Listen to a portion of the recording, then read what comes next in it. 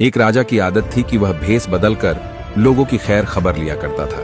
एक दिन राजा को शहर के किनारे एक आदमी मरा पड़ा दिखा। लोग उसके पास से गुजर रहे थे। राजा ने लोगों को आवाज दी और पूछा, इसको किसी ने क्यों नहीं उठाया?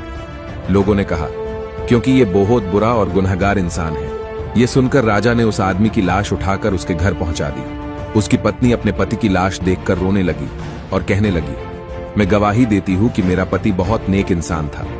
इस बात पर राजा को बड़ा ताज्जुब हुआ और कहने लगा, यह कैसे हो सकता है? लोग तो इसकी बुराई कर रहे थे। उसकी बीवी ने कहा, मुझे भी लोगों से यही उम्मीद थी। दरअसल हकीकत यह थी कि मेरा पति हर रोज शहर के शराब खाने में जाता और सारी शराब खरीदकर घर आकर नालियों में डाल देता और फिर वैश्या के पास जाकर उसकी एक रात की पूरी कीमत देकर कहता कि अपना दरवाजा बंद कर ले, कोई तेरे पास ना आने पाए, और फिर घर आकर भगवान का धन्यवाद करता। लोग उसको इन जगहों पर जाता देखते थे। मैं इसलिए अपने पति से कहती कि याद रखना, जिस दिन तुम मर गए लोग तुम्हें नहलाने तक नहीं आएंगे, न तुम्हारी अर्थी को कंधा देने आएंगे।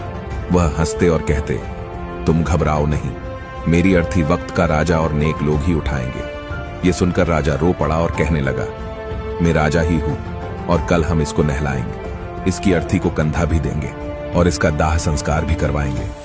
निष्कर्ष, अक्सर हम दूसरों से कुछ सुनकर अहम फैसले कर बैठते हैं